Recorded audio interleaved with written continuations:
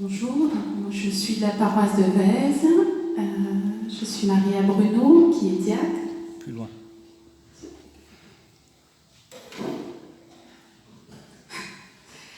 Nous avons 3 enfants et aujourd'hui je suis comptable à l'Église protestante unie, au niveau de la région centrale de Rome. Quand j'ai vu écrit sur la feuille paroissiale que j'étais en dialogue interreligieux depuis de longue date, ça m'a un peu questionnée. Je me suis dit, qu'est-ce que ça veut dire, être dans le dialogue interreligieux? Et j'ai vécu une rencontre avec les fraternités Charles de Foucault, là, le week-end dernier. Et il y avait quelqu'un qui disait, mais on ne parle plus de dialogue interreligieux. Je n'ai plus envie de parler de dialogue interreligieux, mais je veux parler de dialogue avec quelqu'un qui a un visage. Et j'ai beaucoup aimé, parce qu'effectivement, il y a beaucoup de visages qui m'ont construit, de visages de femmes, d'hommes, de confession musulmane. Alors après mes études, j'ai eu la chance de faire une coopération en Côte d'Ivoire, où là il y a 30% de chrétiens et 40% de musulmans, avec une influence animiste. Et là-bas, j'ai travaillé avec des musulmans. On a travaillé main dans la main pour venir en aide à des prisonniers, enfin pour faire des visites auprès des prisons, auprès des hôpitaux. Et là, voilà, nous avions les mêmes valeurs humaines, nous avions la solidarité qui nous liait. Après, j'ai eu la chance de travailler également au Maroc, où j'ai rencontré là une société où on vit au rythme des prières.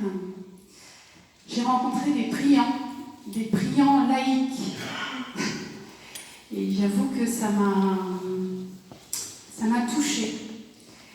Puis par le travail au coude à coude et l'amitié des collègues, ça m'a permis de vivre des temps de fête, de fraternité, des temps de partage sur ce qui faisait nos vies aussi, sur la condition de la femme, sur la famille, sur des questions sur le mariage. Et ensemble, on a vécu des temps d'hospitalité. Donc, partage d'un quotidien au cœur du monde musulman, où j'ai découvert la belle langue arabe aussi. Et la psalmodie aussi du Coran qui me touche. Ensuite, je suis revenue en France et j'ai travaillé en centre d'hébergement. Et où là, il y avait des femmes seules avec enfants, on accueillait des femmes seules. Et avec elles, on a fait un projet de jardinage. Alors, elles venaient d'Afrique et du Maghreb. Et on a monté un projet de jardinage. Et finalement, on a fait grandir ensemble aussi, avec quelque chose qui nous ramène à la terre. On a fait grandir, en même temps que nos tomates, des liens encore de fraternité. Bon, j'ai vécu un peu à la Courneuve, j'ai travaillé à Bron aussi dans une association d'insertion. Et là, à travers tous ces lieux, voilà, je sais qu'il y a quelque chose qui m'a formée, qui m'a construite à travers cette diversité culturelle et religieuse. Je dirais, dans une société plurielle. J'utilise ce mot parce qu'en fait, il y a quelqu'un sur le marché hier qui m'a parlé de la société plurielle et j'aime bien ce terme. Et puis j'ai participé aussi quelque temps au groupe Abraham sur la Duchère. Et puis, suite à une invitation ensemble avec Marie, dont on parlera, où chrétiens et musulmans se retrouvent le 25 mars ensemble pour prier et pour vivre un temps fraternel, je me suis dit, mais ça serait quand même chouette qu'il y ait un groupe interreligieux aussi sur Vèze qui émerge. Et du coup, il y a eu un groupe maison, ce que j'appelle un groupe maison, qui est un groupe qui s'appelait Avec Jibril, après avoir écrit une charte, là on a travaillé sur nos textes, sur nos écritures. Donc on a travaillé sur la Hamida, il y avait juif, voilà, la confession juive, musulmane, chrétienne, même un athée qui était là. Et on a travaillé sur la Hamida, le Notre Père Al-Fatiha, donc nos textes fondateurs, et puis à travers aussi le thème de l'esprit, pour nos écritures, le thème de la parole, de la miséricorde. Enfin voilà, on a pu vivre une chose formidable qui est bien ancrée en moi, c'est qu'on a tous senti que celui qu'on appelle Dieu était vivant en chacun de nous, et puis entre nous. Et ça, ça n'a pas de prix. Alors oui, je peux dire que depuis longue date, je suis dans l'interreligieux. Voilà. Et puis l'aventure continue, j'espère. Merci. Difficile de prendre la parole après Marie-Hélène sur toutes tes expériences qui sont très inspirantes. Donc moi c'est Nadia Boitil, je viens de Villeurbanne. Je suis venue avec mes deux amies, Laïla et Halima. On fait partie de la mosquée Othmane. Alors moi de métier je suis consultante en ressources humaines. Et puis j'ai fait un break professionnel, je m'occupe actuellement de mes enfants, ce qui me laisse du temps pour pouvoir m'investir dans ce qui me tient à cœur. C'est à la fois la découverte de l'autre, le dialogue interreligieux, et puis bâtir des ponts avec des personnes qui ne sont pas de confession musulmane, au regard, comme tu l'as très bien dit, et comme l'a dit Benoît, de ce qu'on vit dans notre pays, parce que je pense que ce qu'on a en commun, c'est qu'on aime énormément notre pays et on a envie d'un devenir beaucoup plus apaisé et puis joyeux. Et on sent toute cette déferlante anti-musulmane, anti-religieuse aussi, et puis qui pousse les uns et les autres à un repli identitaire. Et je pense qu'on a la conviction que les paroles qu'on porte peuvent aller à l'encontre. C'est pas une fatalité de se pousser les uns contre les autres. Et je pense qu'à un niveau local, on peut faire des choses. Donc moi, c'est ce qui m'anime personnellement. À ce titre-là, à la mosquée Othmane, je reçois du public depuis une dizaine d'années pour faire des visites de mosquées. Ça s'inscrit beaucoup, de plus en plus, dans le cadre du programme scolaire d'établissements, collège, lycée et même école primaire, qui, dans le cadre de l'enseignement du fait religieux, vont visiter des lieux de culte, donc synagogues, églises, mosquées, ce qui est l'occasion pour les élèves d'entendre parler des religions en dehors du feu de l'actualité et dans un cadre plus pédagogique. Et on sent vraiment un accueil très favorable de la part des élèves sur ce sujet. Je suis aussi engagée dans des groupes interreligieux dont deux amis ont fait l'amitié de venir aujourd'hui, Blandine et Anne-Sophie. Voilà. Et avec ses amis, alors on se rencontre une fois par mois pour parler de sujets partagés, comme le jeûne dans les deux religions, la place de Marie ou d'autres. Et puis on s'investit aussi en quelque sorte dans la société civile, puisque au nom d'une association qui est appelée le Message de Tibérine, en fait on prend comme point de départ l'histoire des moines de Tibérine pour parler de l'amitié musulman et chrétien, qui a eu lieu il y a un moment dans l'histoire, mais dont l'histoire est toujours terriblement d'actualité. Et donc, on intervient dans des établissements scolaires, encore une fois, pour échanger là-dessus, sur les élèves. Et là encore, on a un accueil très favorable. Alors, moi, je rejoins complètement Marie-Hélène sur le fait que ces rencontres, alors, on se sent à la fois utile pour les autres, mais avant tout, je pense que ça nous fait grandir à un niveau individuel, et moi, vraiment, c'est ce que je ressens.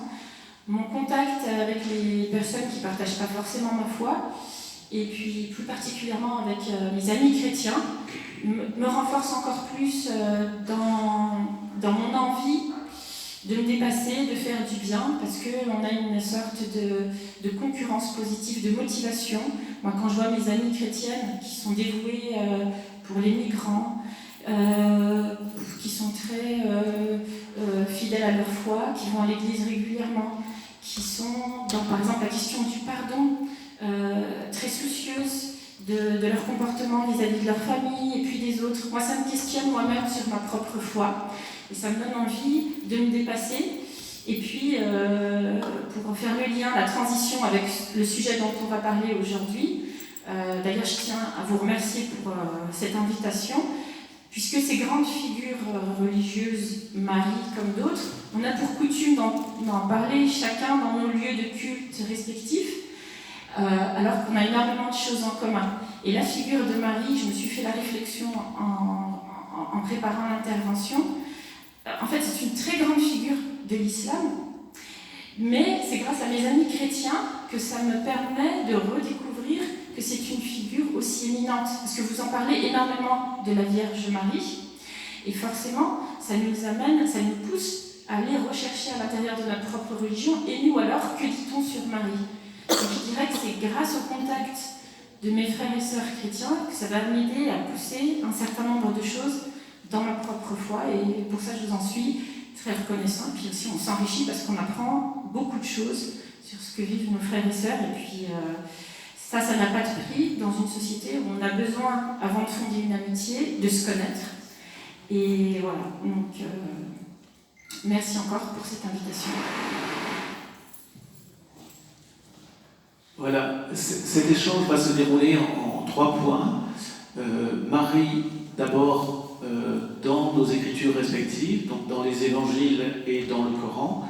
Ensuite, Marie dans la spiritualité, donc la prière, la figure telle qu'elle est envisagée. Et dernier point, ce que Marie peut nous dire aujourd'hui comme passerelle, comme modèle. Voilà, donc nous allons commencer avec Marie-Hélène qui va nous parler, qui va évoquer la figure de Marie dans les évangiles en 10 points.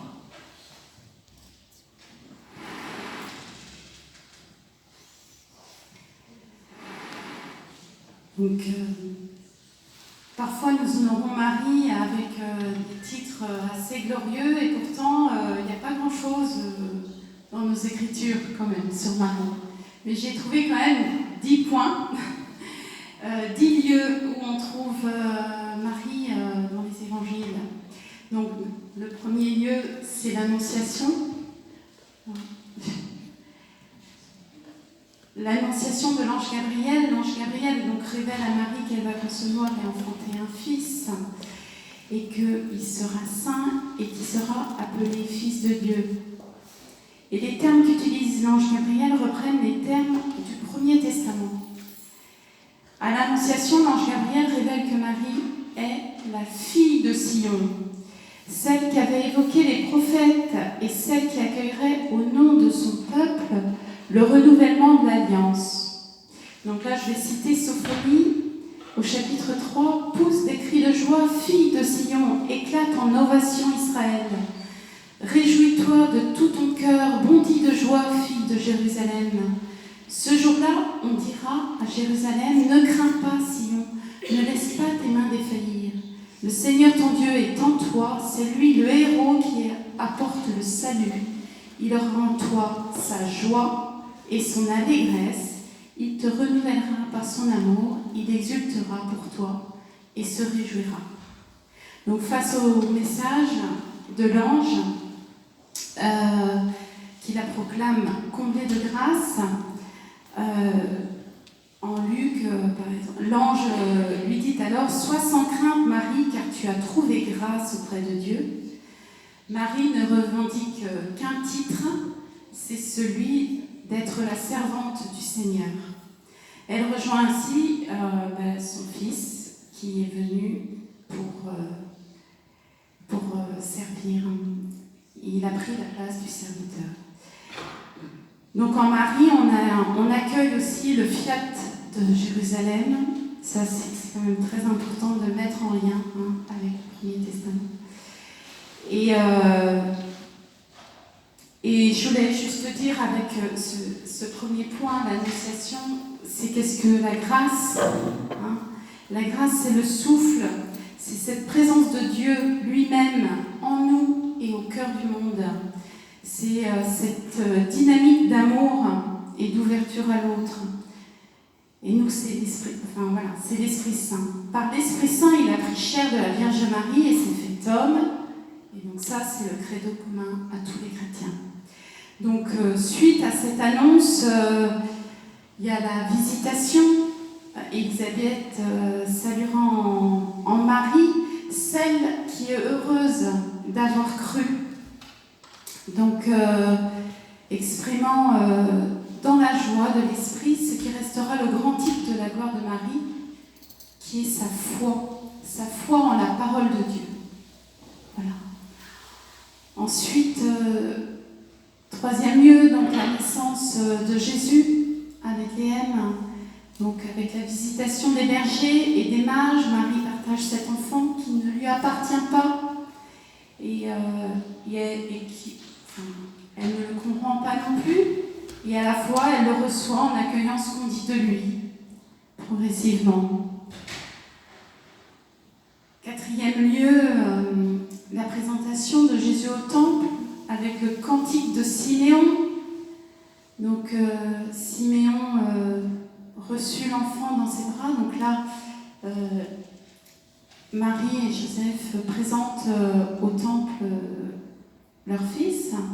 Et là, Siméon reçut l'enfant dans ses bras et il bénit Dieu en disant « Maintenant, ô Maître souverain, tu peux laisser ton serviteur s'en aller en paix selon ta parole, car mes yeux ont vu le salut que tu préparais à la face des peuples. » Donc, en préparant, je me suis demandé qu'en ce temps de l'Avent, pour nous chrétiens, est-ce qu'on arrive à être des veilleurs comme Siméon?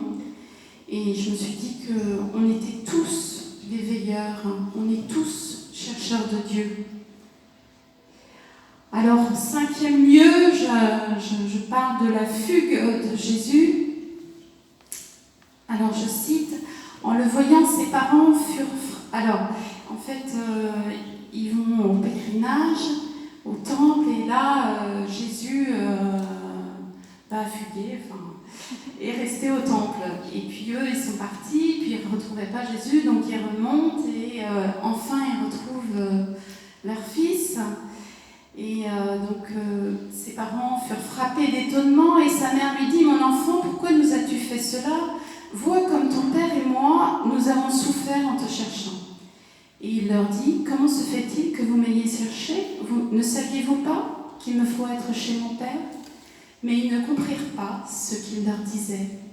Il descendit avec eux pour se rendre à Nazareth, et il leur était soumis. Et alors, après, il dit « Sa mère gardait dans son cœur tous ces événements. » Voilà, je le soulignais. Sa mère gardait dans son cœur tous ces événements. Marie est la mémoire vivante de Dieu. Et cette mémoire, elle le garde, elle se tient dans son silence.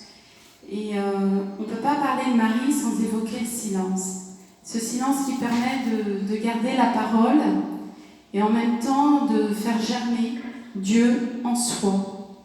Marie, source de paix intérieure et source de paix entre nous. Et je dirais, silence si important pour pouvoir accueillir l'autre dans sa différence. Sixième lieu, là Jésus parle de sa famille. Il parle de sa mère, mais il parle de ses frères aussi. En Matthieu 12, comme Jésus parlait encore aux foules, voici que sa mère et ses frères se tenaient au dehors, cherchant à lui parler. Quelqu'un lui dit, ta mère et tes frères sont là dehors qui te cherchent. Et Jésus lui répondit, mais qui est ma mère? Qui sont mes frères? Puis étendant la main vers ses disciples, il dit, voici ma mère et mes frères.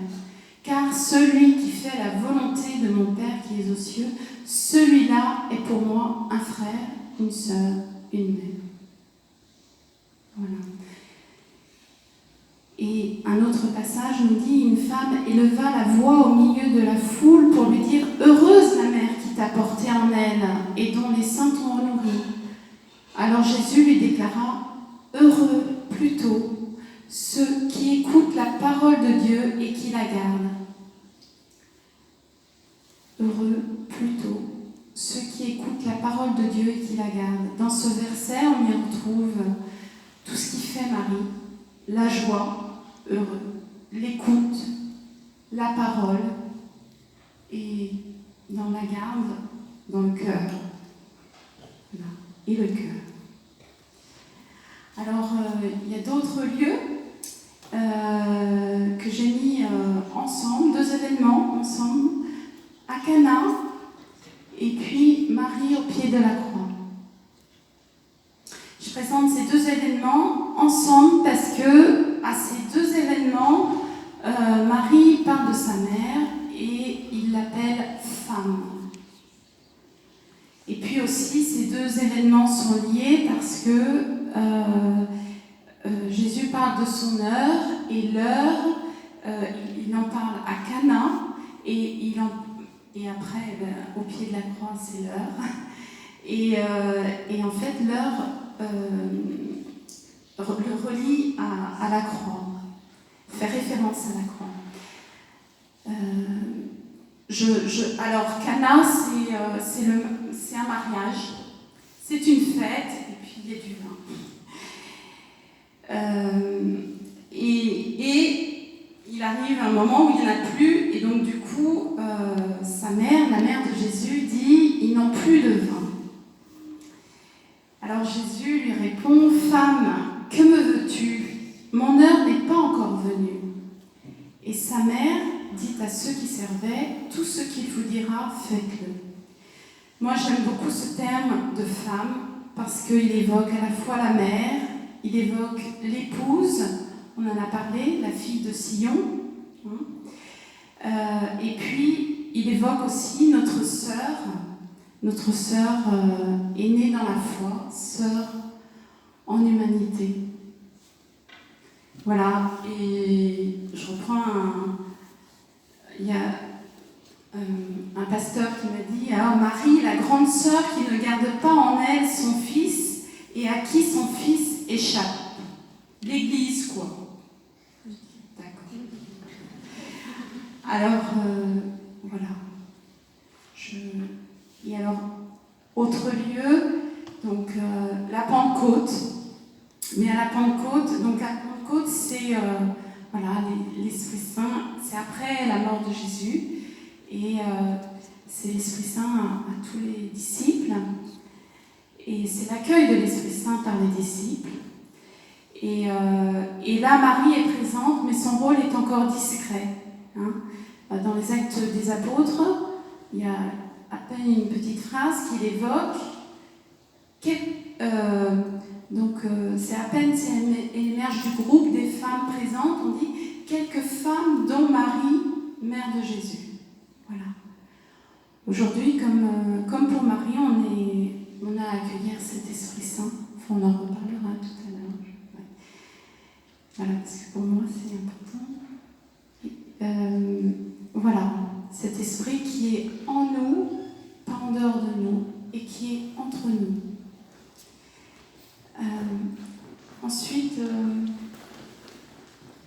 il y a le dixième lieu, c'est ce qu'on appelle le couronnement. Alors dans le livre de l'Apocalypse, la femme est couronnée d'étoiles, mais en fait, voilà, c'est l'Église dont Marie est la figure.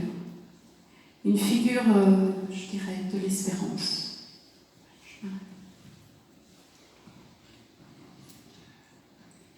Merci Marie-Hélène pour cette présentation de la place de Marie dans nos évangiles. Et maintenant, nous allons écouter Nadia qui va nous parler de cette place éminente aussi de Marie dans le Coran.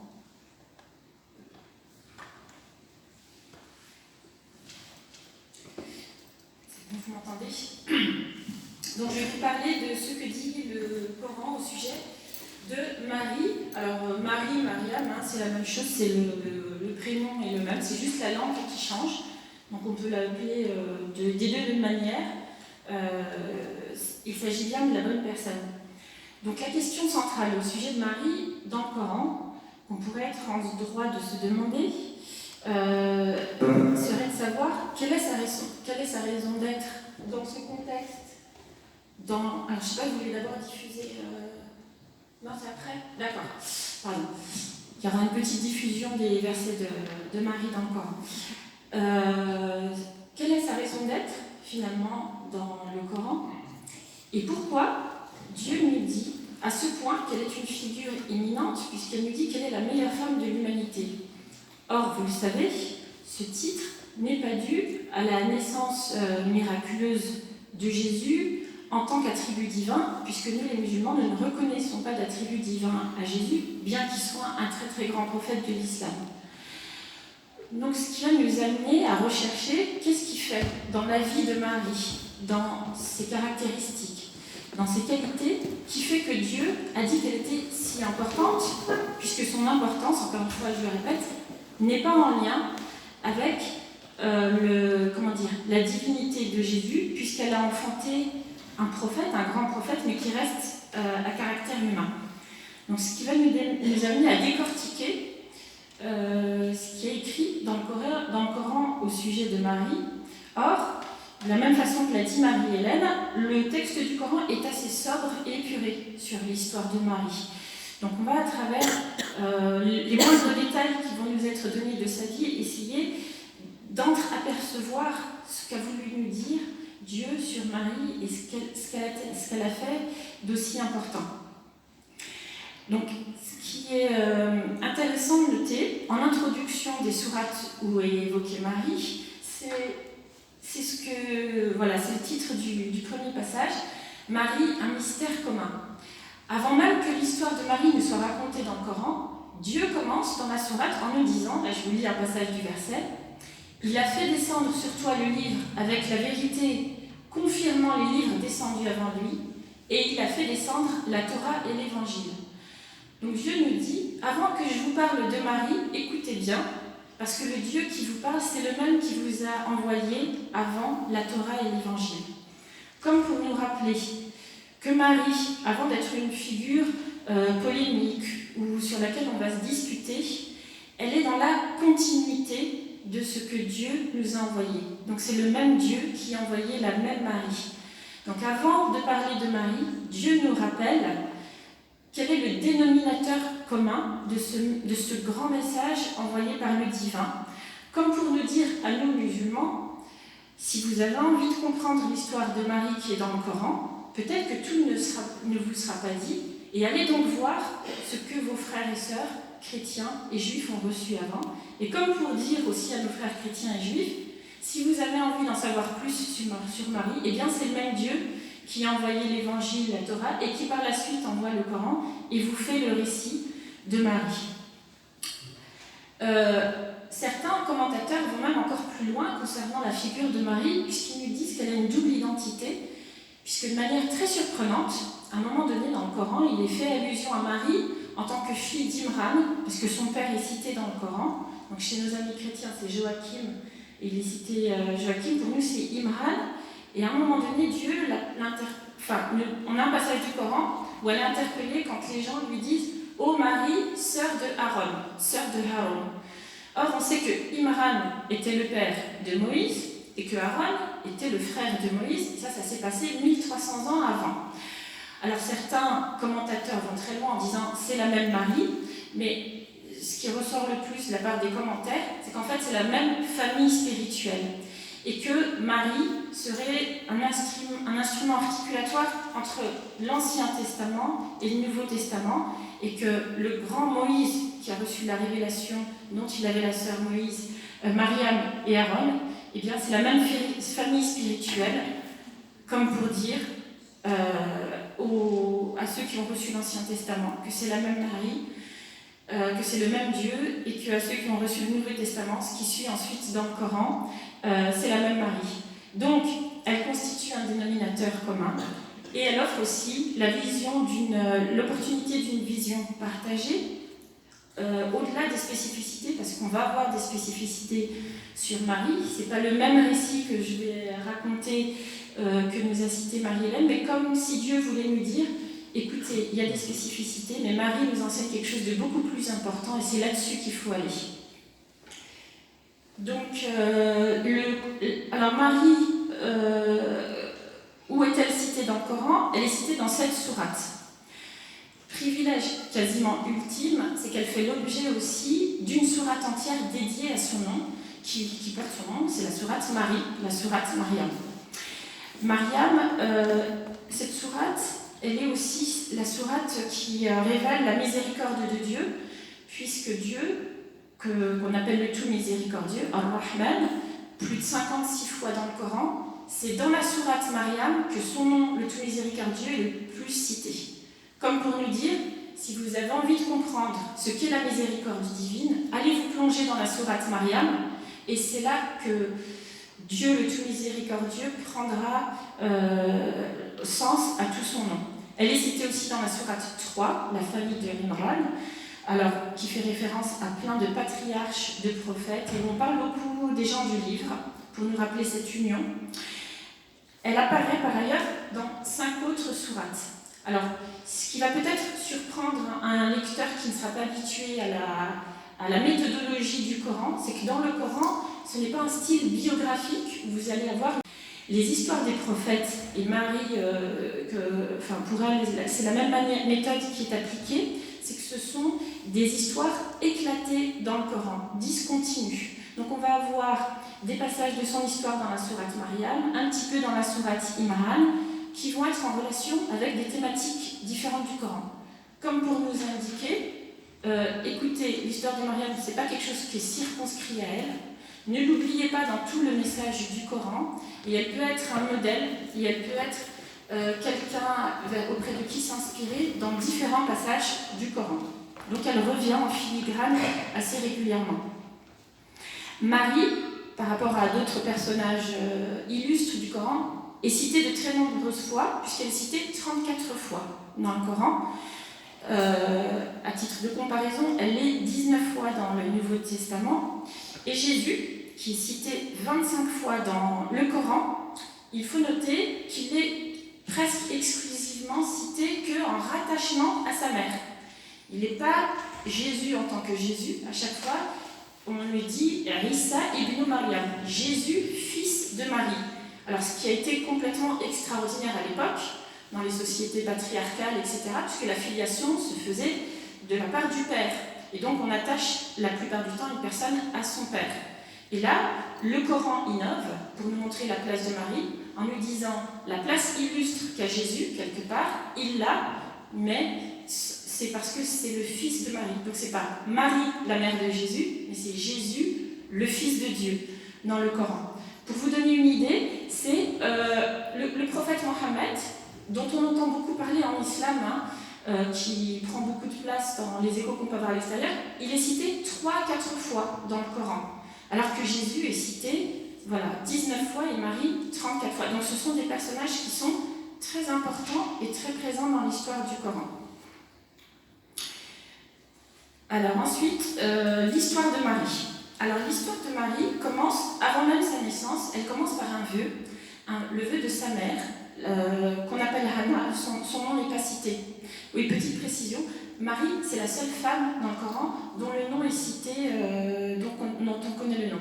La plupart des autres femmes, parce qu'il y a des histoires de femmes illustres dans le Coran, la reine de Saba, la femme d'Ibrahim, Ève, Adam et Ève, mais à chaque fois c'est l'épouse de, la fille de, le fils de, et on n'a pas le nom de ces femmes. Marie, c'est la seule dont on a le nom, et encore une fois, c'est un garçon à qui on va la rattacher. C'est pas Marie, la fille de, mais c'est l'inverse. Donc, tout ça commence par l'histoire de sa mère. On dit que c'est Hannah, on n'a pas son nom dans le Coran, c'est la femme de Imran. On sait juste que c'est une famille déjà très pieuse et très vertueuse. Hannah fait un vœu, et elle dit, donc apparemment elle a des difficultés pour avoir un enfant, donc là je vais vous citer un verset du Coran.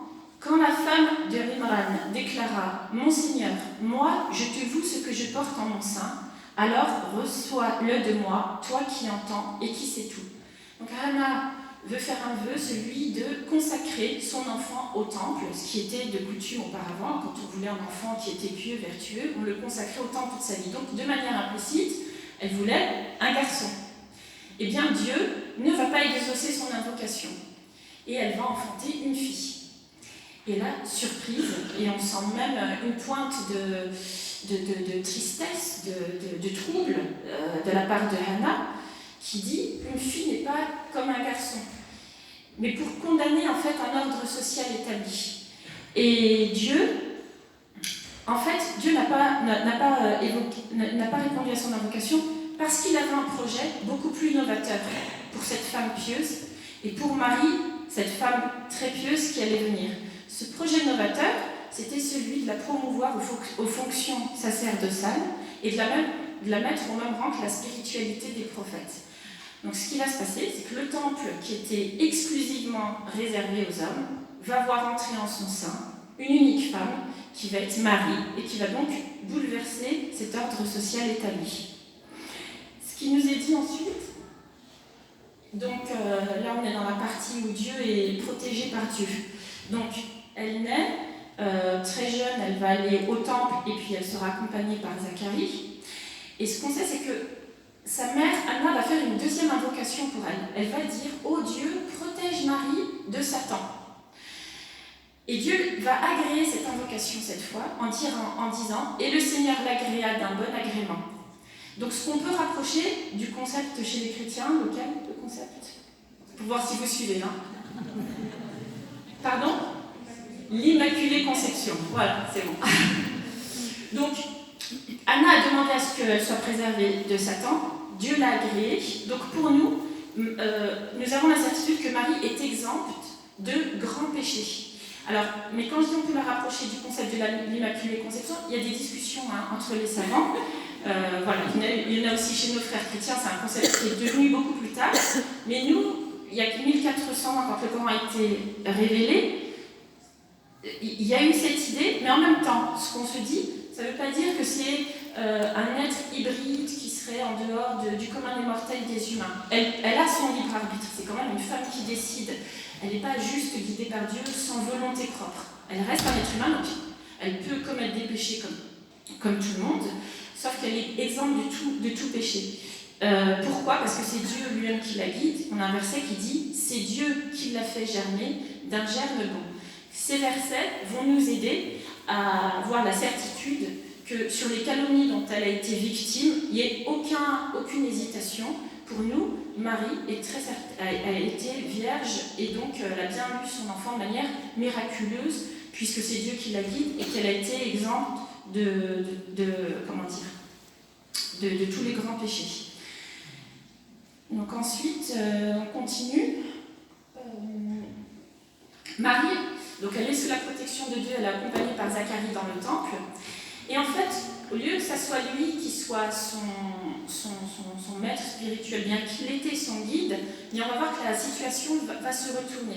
Il va aller la visiter de temps en temps dans sa chambre, et ce qu'il voit d'elle, c'est ce que le Coran nous dit. Donc je vous laisse écouter ce que dit le verset du Coran. Et chaque fois que Zacharie entrait chez elle dans le sanctuaire, il y trouvait de la subsistance mystérieuse et lui disait « Ô Marie, d'où te vient tout cela ?» Et elle répondait « Cela me vient de Dieu, parce que Dieu donne de sa providence à qui il veut et sans compter. » Et à ce moment-là, Zacharie, qui est un très grand prophète aussi pour nous, il va être troublé. Parce que Marie, elle a tellement une proximité immense avec Dieu, et elle est tellement sûre que Dieu ne lui veut que son bien, et qu'il lui donne sans compter. À ce moment-là, on lui dit que Dieu va refaire une invocation pour avoir un fils, parce que lui et sa femme étaient âgés, ils n'avaient pas d'enfant. Et c'est en s'inspirant de Marie qu'il va renouveler cette ferveur, cette conviction que Dieu ne peut lui vouloir que du bien, et donc il va être exaucé en ayant son fils qui va naître plus tard, qui sera Jean, Yahya, un très grand prophète de l'islam également. Alors, autre caractéristique de Marie dont il est fait question dans le Coran, c'est qu'elle a le privilège d'avoir la parole de Dieu par l'intermédiaire des anges, ce qui est un privilège très rare, attribué à très peu de personnes. Donc les anges viendront vers elle et lui diront, donc encore un passage du Coran, « Ô Marie, voilà que Dieu t'annonce une parole de sa part. Son nom sera El-Messie, le Messie, Isa, Jésus, fils de Marie, illustre ici-bas comme dans l'au-delà, et l'un des rapprochés de Dieu. » Donc, ce passage de l'Annonciation va revenir quand Marie va sortir du temple, et elle aura auprès d'elle l'ange. Oui, je vais me dépêcher.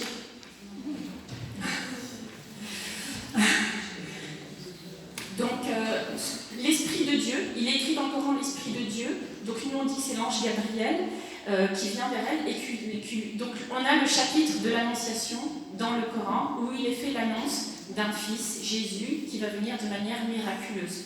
Alors, Marie est ébranlée, bien entendu, parce qu'elle pense aux conséquences de cette société patriarcale misogyne où elle va revenir avec un enfant sans avoir eu de contact avec de Marie. Mais elle est très confiante en même temps sur le sort que Dieu lui réserve. Elle lui pose quand même la question du comment. Dieu, comme pour nous insister sur le fait de sa grande vertu, nous rappelle sa virginité à plusieurs moments dans le Coran. Comme un verset qui dit « Rappelle-toi enfin celle qui avait préservé sa chasteté et en qui nous avons soufflé de notre esprit, faisant d'elle ainsi que son fils un miracle pour l'univers. » Un autre verset qui dit « De même, Marie, la fille d'Imran, qui avait préservé sa virginité, nous y insufflâmes alors de notre esprit. » Donc, si vous voulez, tout l'ensemble de ces versets fait que l'unanimité des savants en islam reconnaît le miracle de la conception de Jésus, que la paix soit sur lui, par l'intermédiaire du souffle divin de Dieu. Mais là où, comme vous le savez, on n'a pas la même interprétation avec nos frères chrétiens, c'est que pour nous, ça reste le fils de Marie et non pas le fils de Dieu. Alors là, il faudrait qu'on refasse un autre sujet pour rentrer là-dedans, parce que... Naissance de Jésus. Donc on a aussi un passage sur la naissance de Jésus. Elle s'approche d'un palmier, les douleurs l'accablent. Donc ce qui nous rappelle encore une fois sa condition purement humaine. Elle souffre, mais elle est très vite confortée, consolée par Dieu. Elle va secouer un tronc d'un palmier d'où les dattes vont tomber. Alors on sait que voilà, même si toute cette salle, on se met tous à faire trembler un palmier, il n'y a rien qui va tomber. Comme pour dire, voilà, aide-toi et Dieu t'aidera. C'est aussi un principe islamique que Marie nous a montré.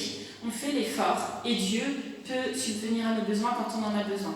Donc, elle accouche, c'est douloureux, mais tout de suite après, Dieu la réconforte. Et ensuite, j'ai bientôt terminé. Voilà, la naissance de Jésus. Après, voilà, ça va s'arrêter. Elle fait une invocation très étonnante. Elle dit « Malheur à moi, que je fusse morte avant cet instant et que je fusse totalement oubliée. » Donc il y a eu beaucoup de commentaires sur cette phrase de Marie, mais bien évidemment ça nous rappelle sa grande humilité qu'elle a vis-à-vis de Dieu. On a par exemple une autre femme dans le Coran, la femme de Pharaon Assia, voilà, et qui a dit « Ô Dieu, fais que j'ai un palais auprès de toi au paradis. » Donc, c'est tout à fait noble de sa part de demander une récompense divine, mais si vous voulez, si on est en parallèle avec l'invocation de Marie, elle ne demande rien pour elle. Elle demande juste que je sois oubliée. Donc, elle est dans le dessaisissement, dans l'abandon de soi. Elle est vraiment dans l'ultime élévation vis-à-vis de Dieu, de vider son ego pour pouvoir toucher le mystère divin. Et ça, il n'y a que Marie qui peut le faire. Il n'y a que Marie qui a été capable du divin. Et c'est en ça qu'elle est une personne vraiment brillante, avec toute l'humilité qu'elle peut avoir. Et donc le récit dans le Coran se termine au moment où en fait elle va revenir avec... Alors elle est partie toute seule, ce qui montre son courage pour accoucher, et elle va revenir auprès de son peuple. Alors, elle aurait pu fuir, elle aurait pu partir très loin, mais là où Dieu nous montre qu'elle est un grand personnage parmi les prophètes, c'est qu'elle va affronter l'adversité. Elle ne choisit pas la voie de la facilité parce qu'elle est un signe, elle a une mission, elle a un devoir à faire, celui d'apporter la bonne parole. Donc elle va aller affronter tous ces hommes qui vont l'insulter, qui vont la calomnier, qui vont mal la traiter, mais elle sera accompagnée de Dieu et de Jésus, puisque dans le récit musulman, mais là c'est une autre histoire, elle va faire un jeûne du silence, c'est Dieu qui va lui dire de faire ça. Et c'est Jésus qui prendra la parole à sa place de manière miraculeuse en innocentant sa mère. Et donc on voit bien le jeûne qui est réservé aux mystiques, aux grands prophètes. Marie aussi sera de celles qui vont appliquer ça. Donc voilà pour ce que dit le Coran sur Marie. Alors je ne vous ai pas cité tous les versets, mais pour vous dire que c'est assez sobre, ça s'arrête là, son histoire, mais comme si en fait Dieu voulait en prendre la quintessence pour nous dire, allez à l'essentiel sur l'histoire de Marie. Il s'est passé certainement beaucoup de choses, on ne le saura pas, ça fait partie des mystères, mais déjà sur ce que je vous donne comme information dans le Coran, travaillez-y, il y a encore beaucoup de choses à analyser qui sont intéressantes. Merci beaucoup Nadia pour ce survol assez complet de la figure de Marie dans le Coran. Donc maintenant nous vous proposons un petit temps d'échange avec la salle. Donc le père Franck a un micro en main et il tendra à qui voudra prendre la parole pour poser une question. Je vous demanderai juste de faire des réponses assez brèves compte tenu du temps qu'on a déjà pris. Voilà. Et après nous aborderons Marie dans notre foi, dans notre prière, dans notre spiritualité. Voilà, la parole est à vous. Je suis très touchée parce que vous présentez vraiment des mystères, des choses qui sont très précieuses pour nous catholiques dans l'Église, quant à la virginité, l'Immaculée Conception, quant à aussi médiatrice, Marie médiatrice.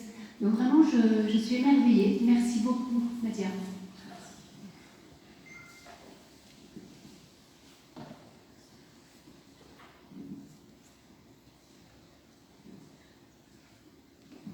Une autre question ?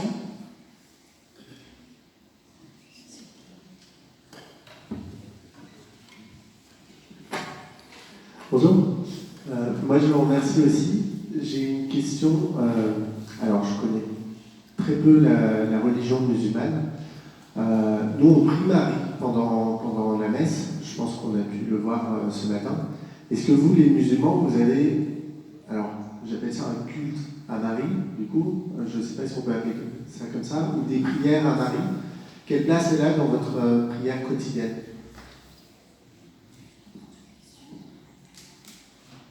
Alors, on n'est pas dans un débat théologique, mais c'est vrai que si on voulait être plus subtil, en fait, on ne prie pas Marie, on prie par Marie. Prière d'intercession. Ou grâce à Marie. Voilà. Mais voilà. Les catholiques disent effectivement que la prière qui est adressée à Dieu peut transiter, peut être portée plus favorablement par Marie. Mais c'est toujours à Dieu que revient la prière. Marie-Hélène, est-ce que Marie, dans la Bible, a le même statut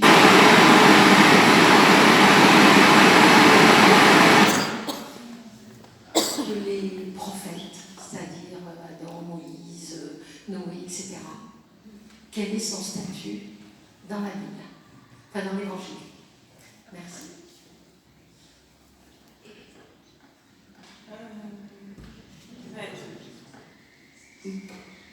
Déjà, nous, on dit qu'elle est mère de Dieu. Donc déjà, c'est... voilà. C'est ça. Voilà, et elle est mère de Dieu parce qu'elle a reçu cet Esprit Saint. Et voilà. Alors, est-ce que... j'ai du mal à situer par niveau... voilà, mais elle a une place première dans l'Église. Hein, voilà.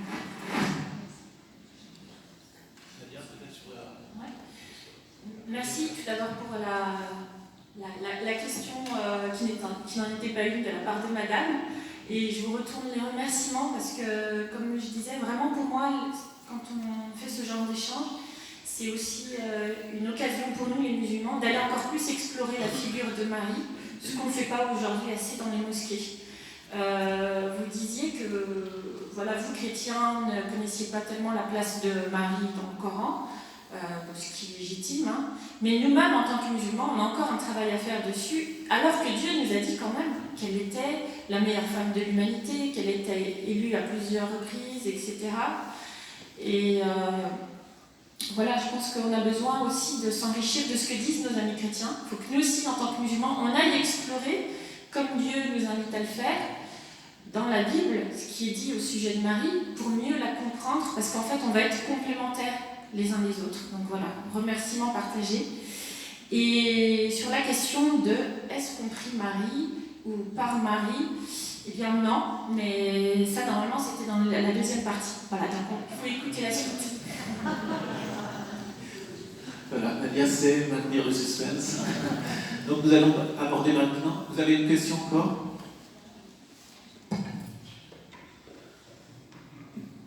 J'ai voulu savoir si à la naissance de Jésus, il n'y a pas de Joseph. Alors, Joseph, on n'en parle pas dans le Coran. On parle du père de Marie, Imran, son nom est cité, son oncle, Zacharie, sa mère est citée, même s'il n'y a pas son nom. Joseph n'est pas cité. Cependant, les commentateurs du Coran ont essayé, pour toutes les grandes figures, de rassembler des pièces éparses pour en faire une biographie. Comment ils procèdent? Ils lisent à la lumière du Coran ce qui est écrit, mais ça s'en arrête là. Ils puisent aussi dans les hadiths du prophète Mohammed. Alors qu'est-ce que c'est les hadiths? C'est notre deuxième source législative. Ce sont les dires et les faits du prophète Mohammed. Et lui a complété certains récits qu'il y a dans le Coran et il nous a donné un certain nombre d'informations. Et quand ça ne suffit pas, qu'ont fait les exégètes musulmans? Ils ont été voir dans le Nouveau et l'Ancien Testament. Et avec cet ensemble d'informations, on nous parle de Joseph, Youssouf, qui était avec Marie, qui était son cousin. Elle était très proche de lui au temple. Alors ça, c'est pas dans le Coran, mais c'est dans la tradition musulmane, avec tout le travail des savants, des commentateurs. Hein. Donc l'histoire la plus courante qu'on a, c'est que c'était son cousin, elle était très proche de lui, il l'a beaucoup aidé, mais en aucun cas, il est question de fiançailles avec lui ou de mariage. Voilà, ça s'arrête là, ça a été son compagnon, son secours, son appui, et voilà.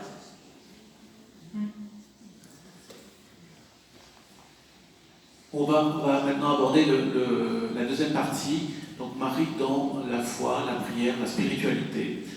Marie-Hélène, je te cède la parole.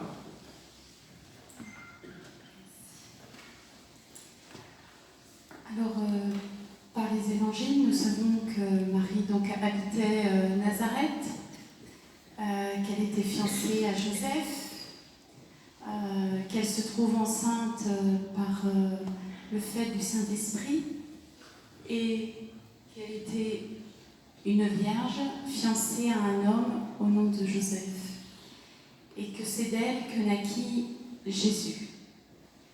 Et c'est tout. Et pourtant, la figure de Marie nous trace un chemin pour aujourd'hui.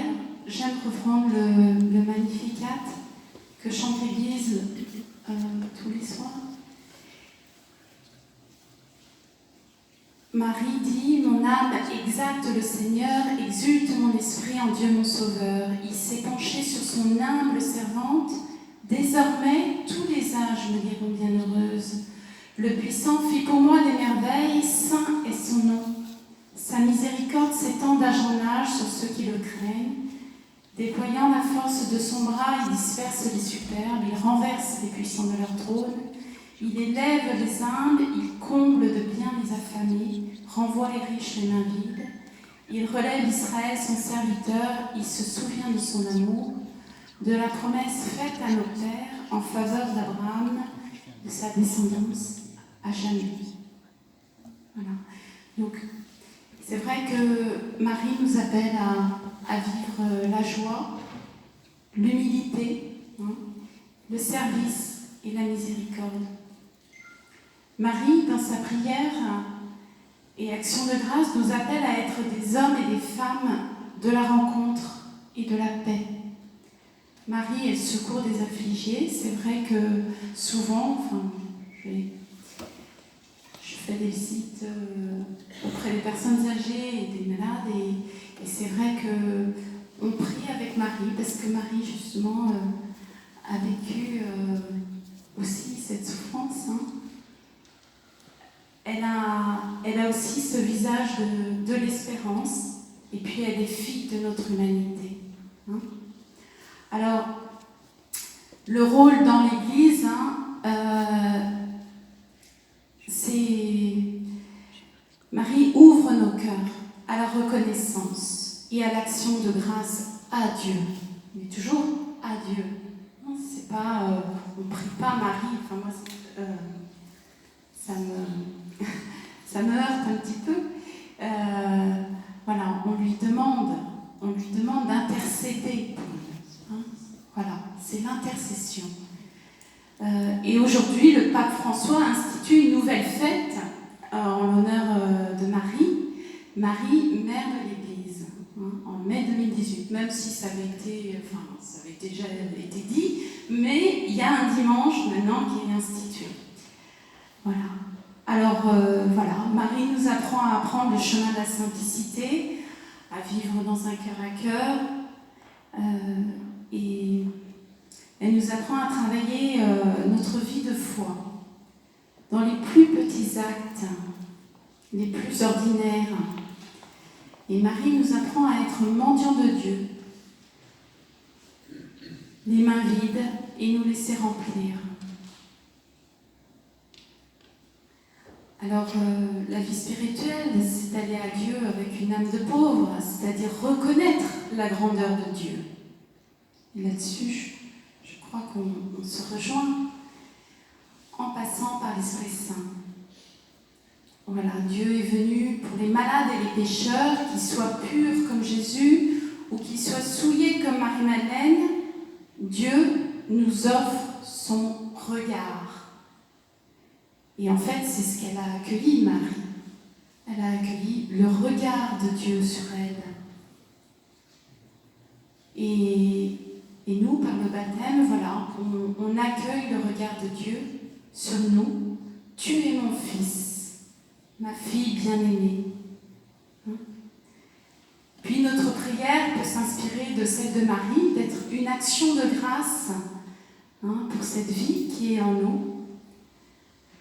Alors j'aime bien voir Marie, la femme debout, même au pied de la croix, c'est-à-dire libre.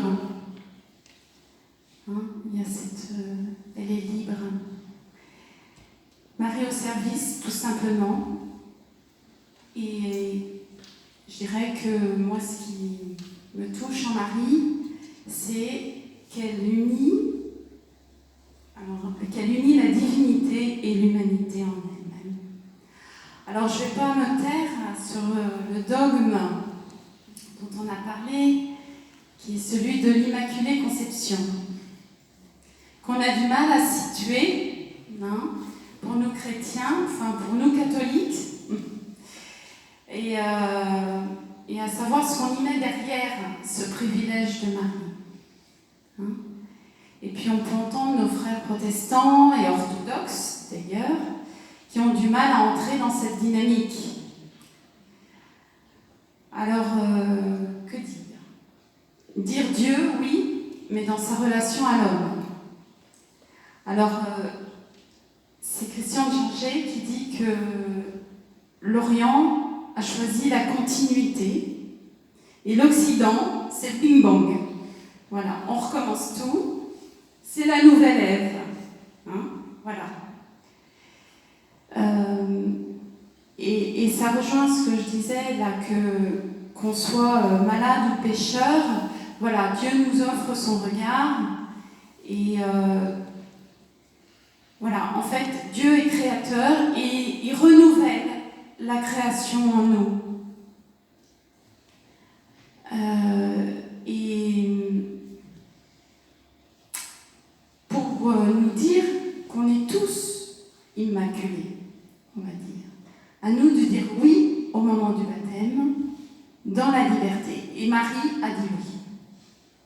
Alors, je cite frère Christian de Ginget, qu'on ait un peu une pensée pour eux tous. Oui, c'est un frère de Tibérie. Voilà. Et quand je dis eux tous, je dis voilà, les Algériens qui ont donné leur vie pour la liberté. Alors, je le cite, elle s'est conçue elle-même dans la grâce d'une totale disponibilité à la volonté créatrice de Dieu sur elle. La vocation de Jérusalem s'est accomplie en Marie. Marie a entendu l'appel à revêtir la robe de gloire, elle y a correspondu. Voilà, je répète la première phrase. Marie s'est conçue elle-même dans la grâce d'une totale disponibilité à la volonté créatrice de Dieu sur elle. Et pour moi, ça, c'est l'Immaculée Conception. C'est pas une histoire de sexualité ou quoi. Donc, le message de l'Immaculée Conception est que Dieu ne nous abandonne jamais dans notre bourbier, de notre monde, de notre Église, de nos communautés, ou le bourbier de notre fort intérieur. Hein? Il ne désespère pas, il nous recrée toujours. Voilà, c'est l'espérance de Marie. Il nous recrée par nous chrétiens, pour nous chrétiens, par le baptême et le pardon.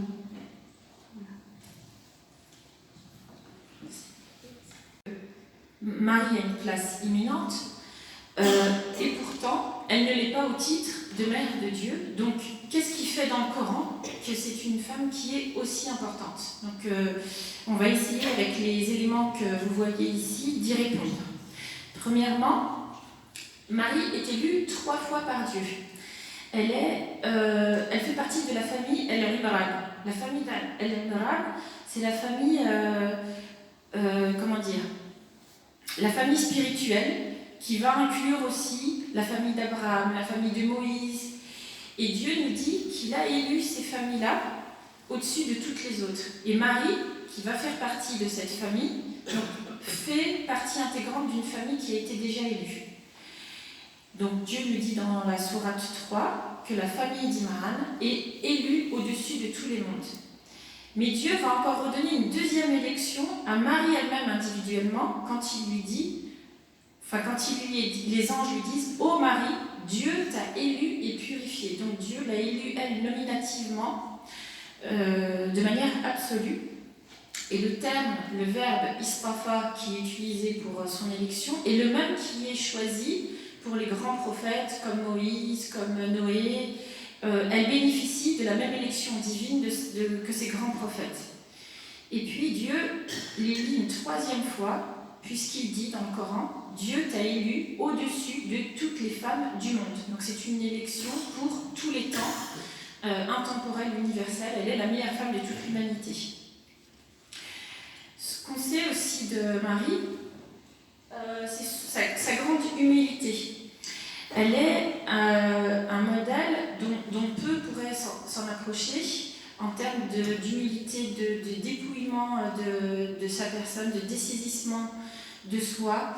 On a une parole du prophète qui nous dit « Quiconque s'abaisse devant Dieu, Dieu l'élèvera, et quiconque s'élève, Dieu l'abaissera. » Eh bien Marie, elle est l'image à l'excellence de ce vers quoi Dieu veut nous pousser de cette parole, puisqu'elle est le modèle de celle qui sait, avec toutes ses qualités, qui sait s'abaisser, faire preuve d'humilité, créer en quelque sorte un vide de la créature qui va révéler la plénitude divine. Elle a été capable de ça, et elle a été la seule qui était capable de recevoir l'Esprit de Dieu. Donc en ça, elle a un modèle où elle est inimitable parmi tous les personnages du Coran. Donc elle a une piété corps et âme, et elle ne se laisse distraire par rien. Ensuite, 3e point, Marie est un signe. Parce que parfois on nous pose la question, mais qu'a-t-elle fait Marie? Quelle a été sa mission? Quel a été son message pour l'élever à ce stade-là? Eh bien en fait, Marie, c'est sa vie qui est un signe. Elle est un signe de par le comportement qu'elle a eu et par la relation qu'elle a eue avec Dieu et la relation réciproque qu'elle a eue avec son fils. Et on va y revenir sur le fait qu'elle est un signe.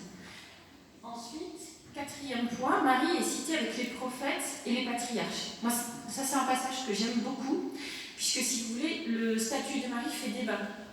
Alors, quel est son statut? Est-ce une prophétesse, finalement? Elle a été élue par Dieu. Elle a parlé avec les anges, le même ange Gabriel qui a parlé aux prophètes. Elle a été purifiée. Donc il y a tout un tas de discussions depuis 1400 ans, donc on ne va pas réussir à trouver la réponse aujourd'hui. Cependant, Dieu nous donne des indices sur son élévation Mariam, en fait, on ne parle pas que de Marie.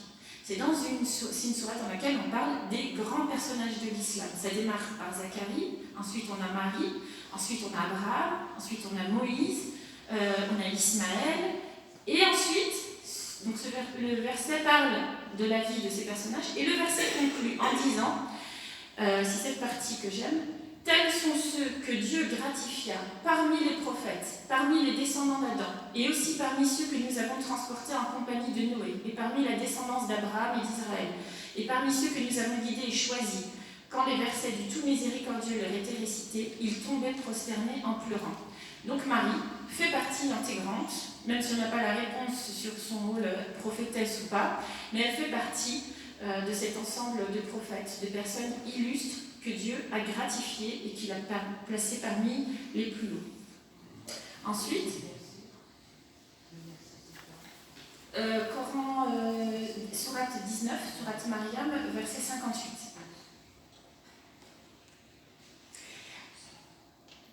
Ensuite, Marie est un modèle. Ce qui est intéressant aussi comme Marie, c'est qu'il n'y a pas juste l'histoire d'une femme qui s'adresse à des femmes. Dieu, en filigrane, nous parle d'elle dans le Coran comme pour nous dire « Regardez, ô vous l'humanité, je vous ai donné des modèles de personnes pieuses, de personnes fortes, de personnes importantes. Eh bien, qui que vous soyez, homme ou femme, prenez modèle sur Marie. » Et donc, dans un verset, par exemple, Dieu nous dit « Et Allah a cité en parabole, pour ceux qui croient, la femme de Pharaon, etc. » Et ensuite, il dit « Mariam, la fille d'Imran, qui avait préservé sa virginité, nous y insufflâmes alors de notre esprit, etc. Elle avait déclaré les paroles de son Seigneur véridique, ainsi que ce livre. » Donc, Dieu nous dit qu'il cite ça en parabole pour ceux qui croient. Donc, il nous rappelle que ce n'est pas que pour les femmes, et que pour tous les croyants, hommes ou femmes, Marie est un modèle aussi pour les hommes. Et donc, alors, les commentateurs ont analysé à maintes reprises le rôle de Marie. Je vais vous en donner quelques éléments parce que ce serait un petit peu long. Alors, la grandeur de Marie, elle s'exprime par tout ce qu'on vient de dire. C'est un modèle, elle a été élue par Dieu, elle est parmi les grands prophètes et les personnages illustres, mais elle a aussi fait d'autres choses. Pour certains, elle a réactualisé le témoignage du monothéisme pur d'Abraham. Comme vous savez, Abraham, pour nous, les musulmans, c'est le père du monothéisme qui est le dogme fondamental chez les musulmans. Pour répondre aussi à la question qui a été posée tout à l'heure, quand on nous demande est-ce qu'on prie Marie ou par Marie, par intermédiaire de Marie, en fait on ne prie ni par Marie ni par personne d'autre, puisque à la fois on a la conception d'un Dieu très puissant, mais aussi très très proche. On dit par exemple que quand on est en prosternation, Dieu il est plus proche de nous que notre propre veine jugulaire. Donc ce serait un péché d'associationnisme pour nous de prendre une quelconque personne, que fût-ce le prophète Mohammed, en tant qu'intermédiaire. On s'adresse directement à Dieu pour des prières. On ne prend aucun intermédiaire, par contre on les prend comme exemple. Et Marie fait partie des grands exemples. Pourquoi elle a réactualisé le témoignage du monothéisme pur? Parce qu'elle a eu une épreuve terrible et en fait, elle était tellement fermement convaincue dans sa foi que Dieu ne peut vouloir que du bien, même si ça pouvait sembler aller à son encontre d'avoir un enfant et de subir les calomnies, elle a accepté. Elle n'est pas juste une personne qui a été le réceptacle sans volonté de ce que Dieu voulait faire. Elle était quelqu'un qui avait le libre arbitre, qui avait le choix de décider. Et elle a décidé de suivre le chemin de Dieu. Et en ça, elle nous rappelle le choix difficile d'Abraham avec son fils que Dieu avait demandé de sacrifier, et vous connaissez la suite. Pour certains, elle réactualise aussi la création. On parle souvent d'Adam, qui est le père de tous, et qui est le point de démarrage de la création de Dieu. Et bien, pour certains commentateurs, elle est aussi la personne qui va réactualiser la création. On est aussi tous les enfants de Marie. Elle est un des miracles de Dieu. Dieu a créé Adam sans père et sans mère. Eh bien, il a aussi créé Marie, Jésus, sans avoir de père, et en ça, elle renouvelle le miracle de la création divine.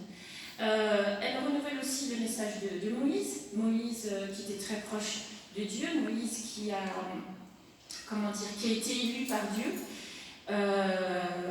et donc elle a été élue aussi, elle a eu beaucoup de parallèles qui sont faits entre Marie et Moïse dans le Coran, et puis on fait parallèle aussi avec Zacharie, dont elle jeûnait, elle était en dévotion dans le temple, il s'est inspiré d'elle.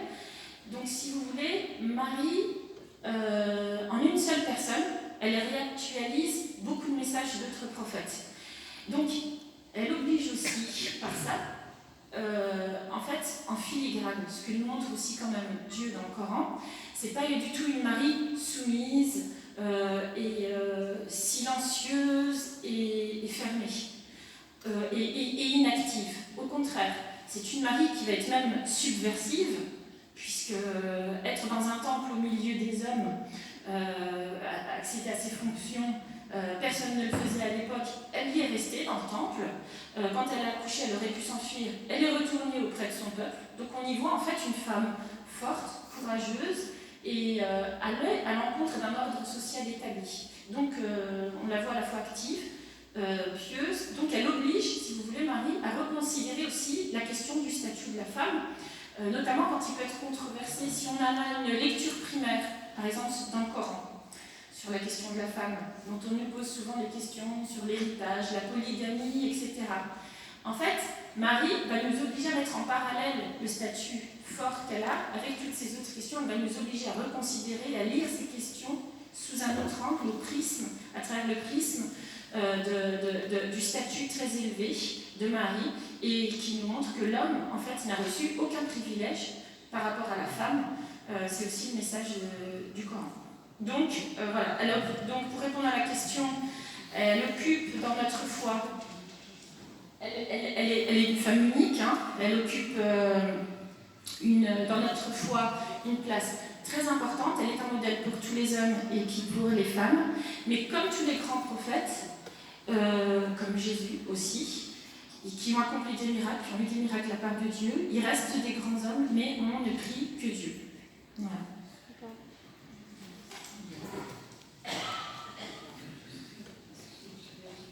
Non, mais par rapport, on ne prie que Dieu.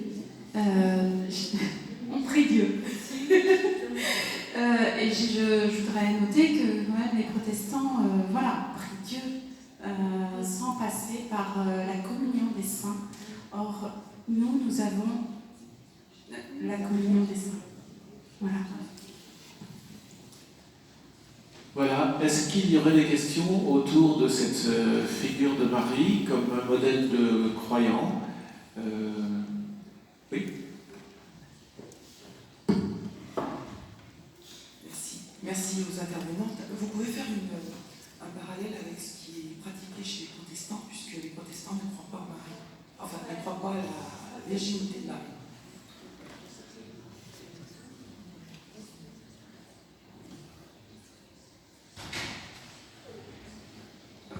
Je crois que peut-être que ça sera une autre...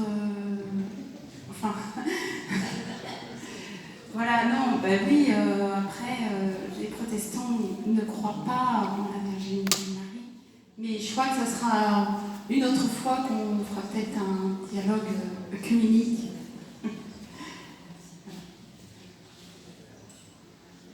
Et on vous propose d'en rester au domaine interreligieux parce qu'on fera sans doute prochainement une rencontre œcuménique en parlant, tiens, qu'est-ce que disent les chrétiens de confession protestante, les chrétiens de confession catholique ou orthodoxe. Oui, j'ai beaucoup apprécié le deuxième point, l'humilité de Marie, et je regrette un peu que, notamment la traduction française du Magnificat, la gomme un peu, l'estompe un peu, en disant il s'est penché sur l'humilité de sa servante. Ce n'est pas l'humilité de sa servante, c'est le terme que vous avez employé, c'est l'abaissement, la bassesse ou l'abaissement, non pas de sa servante, mais de son esclave. L'esclave ne veut pas dire qu'elle n'a pas de liberté, elle garde sa liberté totale, mais elle a remis la totalité de sa liberté au Seigneur. Donc elle n'est pas simplement en position de servante, elle est en position d'avoir complètement donné sa liberté totale entre les mains de Dieu. Alors ça, c'est tous les débats autour de la sémantique. Qu'est-ce que c'est compliqué? Parce qu'on a le même problème chez les musulmans.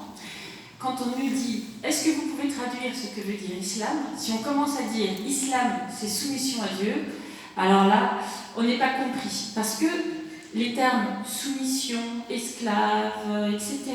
supposent une connotation négative qui serait une personne qui ne serait pas libre de ses desiderata et qui serait sous l'emprise d'une force qui pourrait abuser de son autorité. C'est un petit peu l'imaginaire qu'on a, puisqu'on l'associe à la sphère des êtres humains. Alors que, comme vous l'avez dit, servante pour Dieu, soumis à Dieu, ça n'a pas toutes ces connotations péjoratives. Mais quand on utilise le langage commun du mortel pour l'appliquer à Dieu, c'est là où ça va amener toutes ces difficultés. Donc je le rejoins tout à fait. C'est juste qu'après, il faut l'expliquer, parce que pour nous, en tant que croyants, parfois on va nous dire « mais vous n'avez pas ce libre arbitre et puis vous êtes complètement soumis à un Dieu et vous n'utilisez pas votre raisonnement, etc. » Alors que comme vous dites, l'un n'empêche pas l'autre, c'est juste que le croyant, il a tellement en fait une conviction ferme que Dieu nous aime plus que quiconque. Il nous aime plus que pour nous en tant que musulmans, mais je suis sûre que pour vous c'est pareil. Il nous aime plus que nos propres parents, et à travers des épreuves qu'il va nous faire vivre, ça sera toujours un bien pour nous. Et ces prophètes, ils ont été dans cette foi pure, puisqu'ils se sont abandonnés complètement à Dieu, mais ils ne se sont pas abandonnés dans l'ignorance, ou sous la force, ou sans raisonnement. Ils l'ont fait au contraire avec beaucoup de science, beaucoup de travail, etc. Et c'est avec tout ce cheminement qu'ils s'abandonnent totalement à Dieu. Donc c'est pas donné à tout le monde, mais voilà, c'est tout le débat de la sémantique par rapport à ça. Chez les chrétiens, on a aussi la crainte de Dieu. C'est la même chose. Oui, Anne-Marie parlait de la sémantique, la crainte de Dieu, qu'on retrouve aussi dans la Bible, peut-être mal interprétée avec notre conception actuelle. Voilà, si vous voulez, on va continuer, on va aborder notre troisième point. Comment Marie peut nous rejoindre aujourd'hui et comment elle peut nous aider, chrétiens et musulmans, à avancer ensemble et à apporter quelque chose à la société dans laquelle nous vivons. Voilà, je passe la parole à Marie-Hélène. Voilà, c'est le troisième et dernier point, donc je vous rassure, nous avons essayé de terminer vers les 16h05.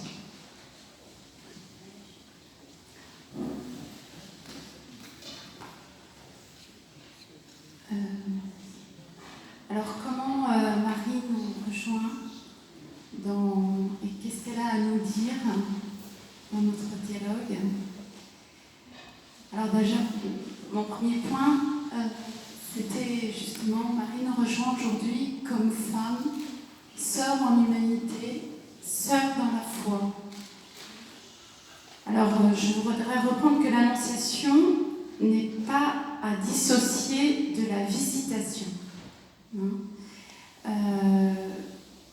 Marie est un modèle de foi et de fidélité dans nos deux traditions. Et je voudrais revenir quand même, il faut être, je pense, très prudent dans un dialogue fondé sur nos ressemblances, parce que dire que Marie est un modèle de foi et de fidélité, là je crois qu'on ne se trompe pas. Mais il y a Pierre Cabri qui parle de faux amis et qui donne un illusoire sentiment de compréhension qui n'est pas en fait. Il faut être bien conscient que le chrétien et le musulman sont quand même, nous sommes sur deux paradigmes différents. Et aussi autour des personnages communs comme Abraham, Marie ou Jésus. Chacun aura sa propre représentation. Voilà. Et on peut dire que les faux amis aujourd'hui sont ceux qui jouent le communautarisme contre un vivre ensemble où nous partageons des valeurs. Alors Marie nous rejoint dans sa posture de l'empathie et de la fraternité, dans un simple vivre ensemble. Donc je prends le mot fraternité cher au pape François et au grand imam Ahmed Al-Taïb. Voilà. Donc, après la révélation de l'ange Gabriel qui lui a révélé qui elle était, Marie s'est empressée d'aller à la rencontre. À la rencontre d'Élisabeth pour lui apporter l'aide matérielle et spirituelle. Les deux femmes, dans leurs deux trajectoires, donc des trajectoires distinctes, se sont révélées l'une à l'autre par la parole. Et leurs cœurs se sont rejoints. Et je crois que dans le dialogue interreligieux, on peut vivre cela. L'autre peut me révéler et me donner des éclairages. Et on peut se rejoindre dans un cœur à cœur.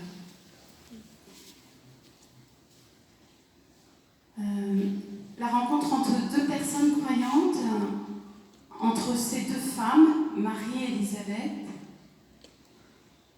révèle ce qu'elle porte au plus profond d'elle-même. Et le fruit de ce jaillissement, c'est l'amour, la charité, qui a sa source en Dieu.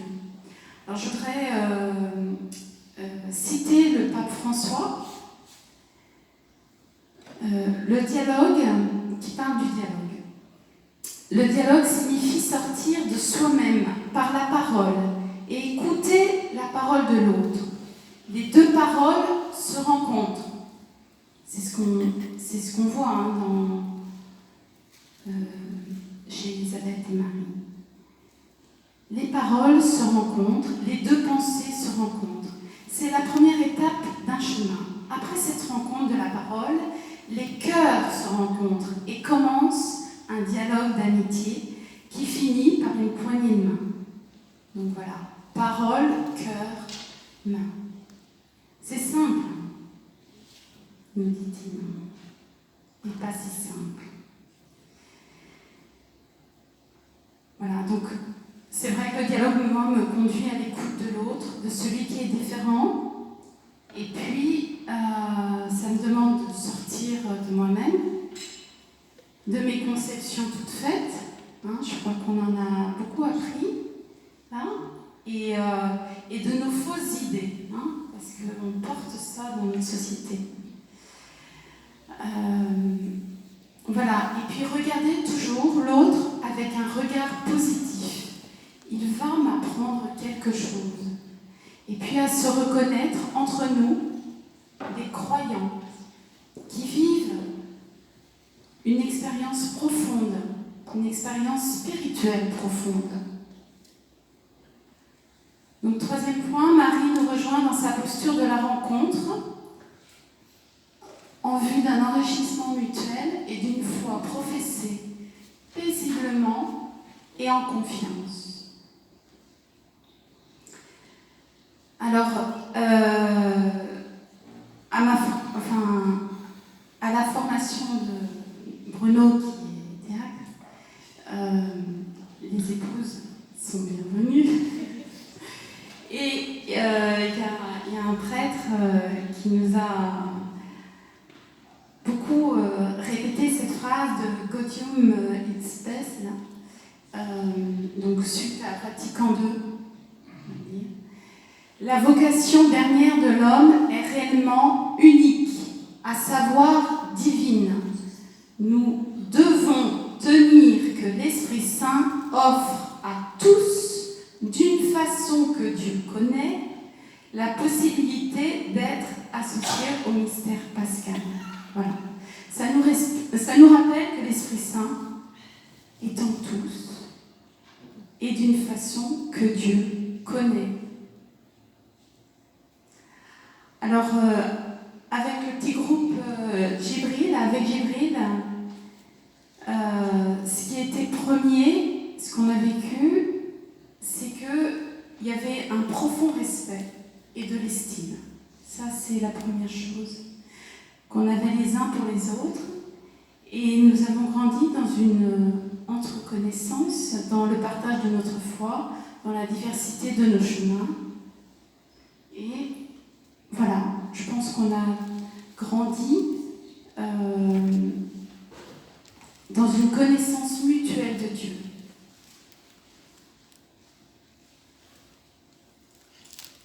Et ensemble, nous avons grandi dans notre foi respective, nous donnant des éclairages.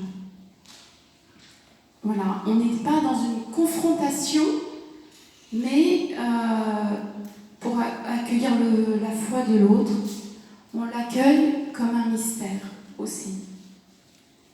Parce que l'autre porte en lui un mystère.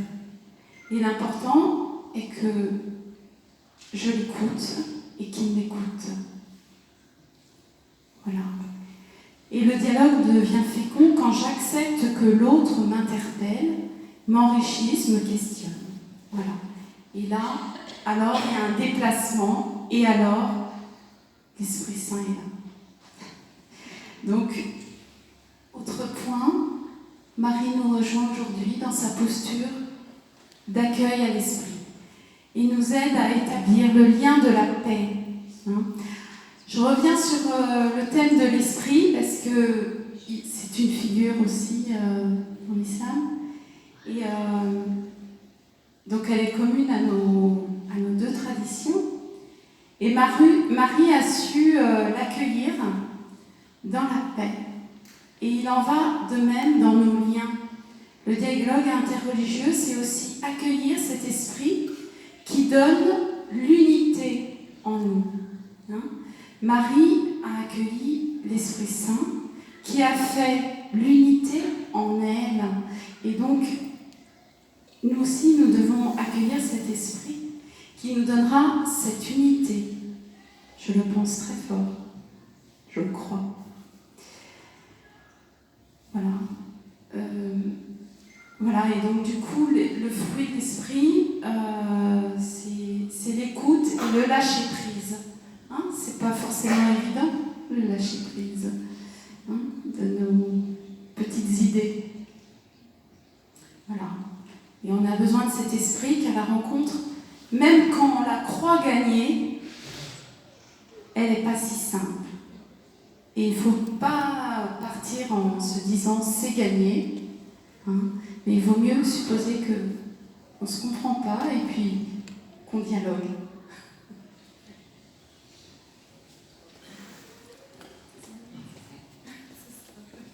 Non, vous avez un peu plus de temps. Voilà, donc à vous Nadia, un petit regret.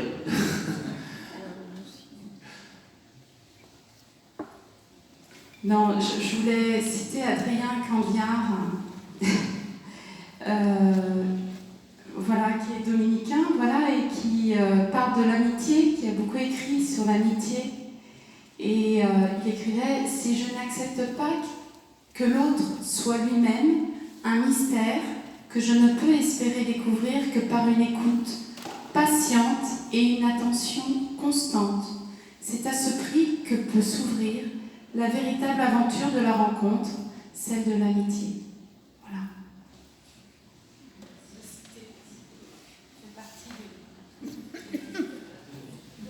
Donc je prends la suite pour dire ce que Marie a à nous dire aujourd'hui.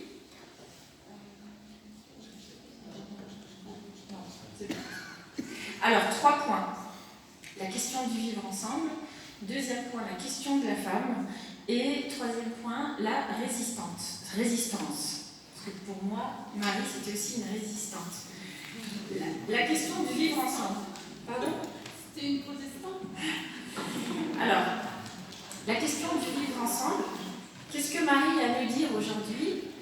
Bien, très tôt, c'est le prophète Mohammed, que la paix et la bénédiction soit sur lui, qui nous indique comment comprendre la figure de Marie, puisque, comme vous le savez, quand cette religion est apparue il y a 1400 ans, ça fait l'objet d'oppressions énormes de la part des Mécois en Arabie, qui voyaient la fin de leurs privilèges, etc. Donc les musulmans ont fait un premier régir, et où est-ce qu'ils sont allés ? Eh bien, chez leurs frères, dans un royaume chrétien, en Abyssinie, dont le monarque, le Négus, gérait cette terre. Les musulmans sont partis se réfugier là-bas, et puis les Mécois les nobles mécois sont allés voir le souverain en disant il faut nous les ramener captifs, ils font diversion, ils créent le trouble dans notre peuple. À ce moment-là, le roi chrétien a demandé aux musulmans mais que dit vraiment votre religion? Et les musulmans, à ce moment-là, pour parler à ce roi chrétien, quand il fait, ils ont utilisé le Coran. Ils n'ont pas utilisé n'importe quelle sourate dans le Coran, ils ont utilisé la sourate de Mariam.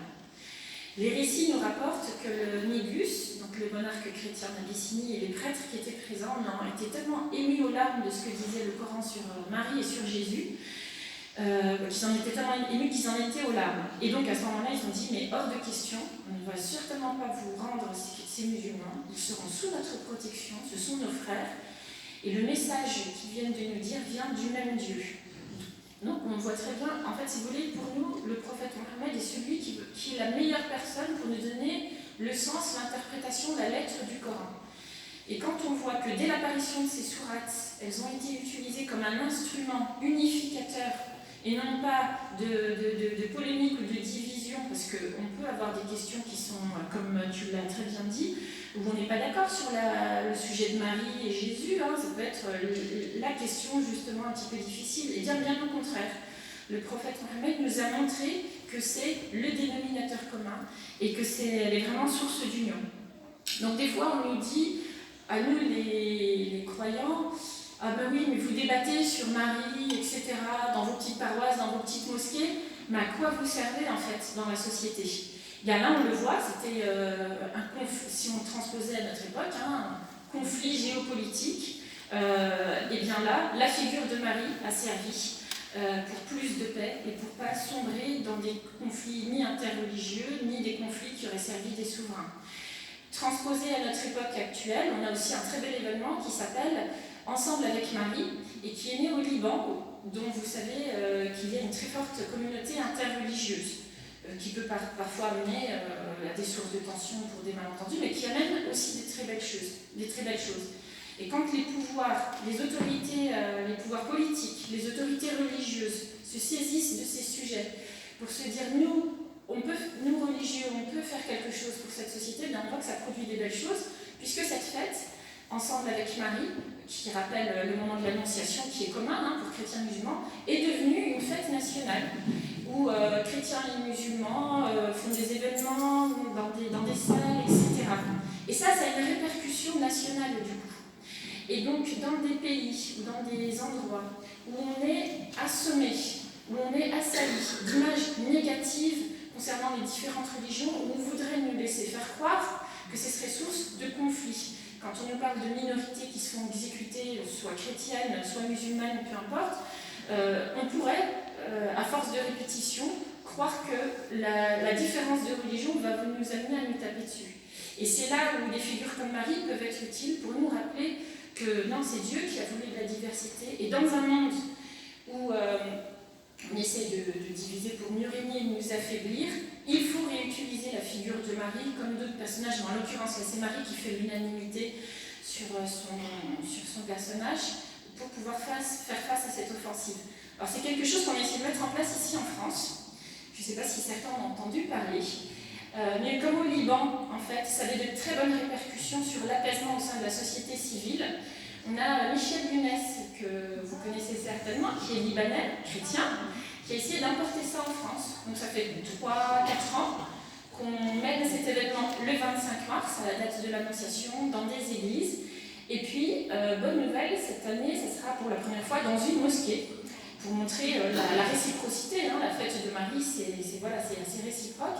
Donc on est là, chrétiens, musulmans, on lit des textes sur Marie, des versets, Bible, Coran, des chants. Voilà, c'est un moment convivial, mais c'est pas que gentils qui voudraient être bien entre eux.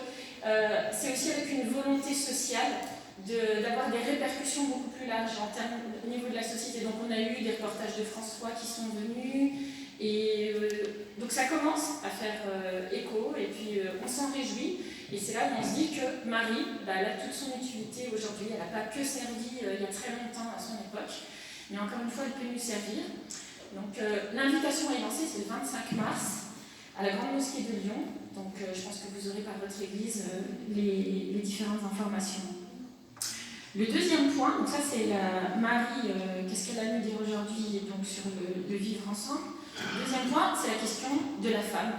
Cette question qui est toujours d'actualité et qui n'est pas sur le point d'être réglée aussi facilement. De manière universelle, il y a toujours des questionnements sur le statut de la femme et le vrai statut qu'elle devrait avoir. Et puis plus particulièrement chez les musulmans, on voit dans un certain nombre de compréhension des textes et d'application que ça pose souci par rapport à et c'est légitime, par rapport à la question de la femme.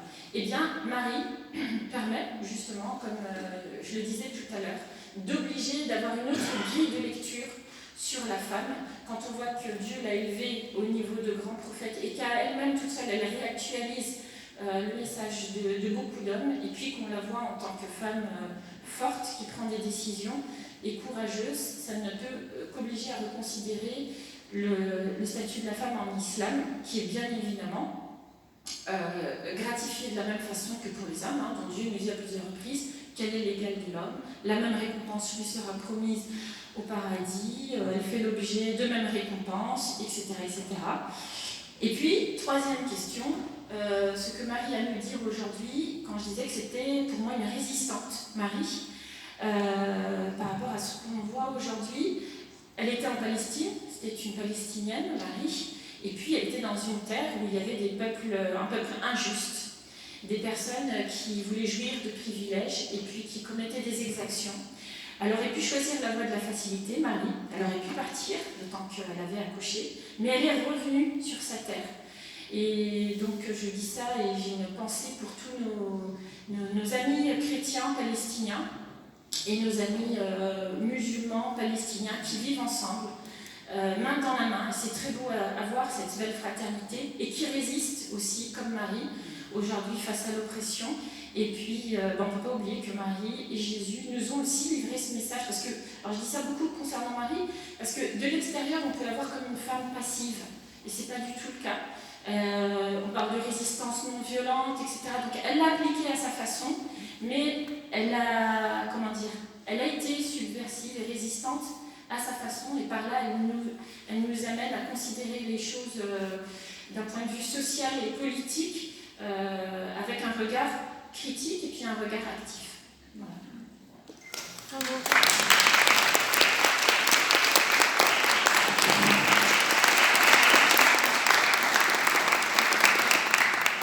Merci beaucoup Nadia pour nous avoir fait découvrir la figure de Marie dans l'islam. Et je pense que pour beaucoup d'entre nous, c'est une découverte qui nous éclaire beaucoup, qui va nous servir pendant les jours qui viennent. Merci à toi aussi Marie-Hélène pour avoir revisité la personne de Marie dans notre tradition. Avant de nous séparer, nous voulons vous inviter à une prière, un temps de prière, donc une prière dans la tradition chrétienne et une prière dans la tradition musulmane. Donc nous commencerons avec le Magnificat et nous continuerons avec la Fatiha, donc la première sourate d'ouverture. Voilà. Je propose que nous nous mettions debout. En fait, les deux prières, enfin le Magnificat et la sourate vont être projetées, que chacun se sente complètement libre de prononcer l'une et l'autre, ou l'une ou l'autre.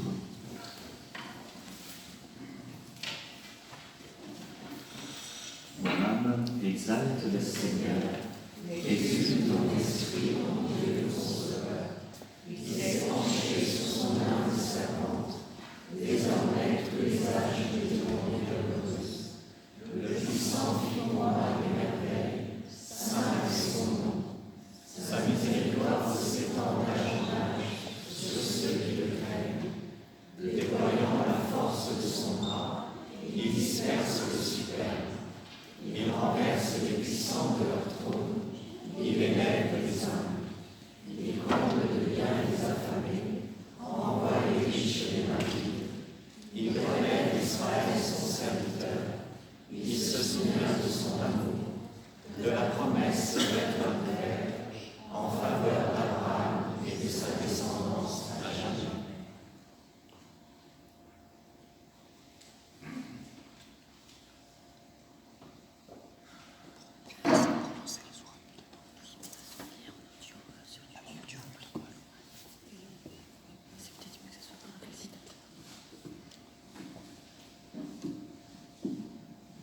بسم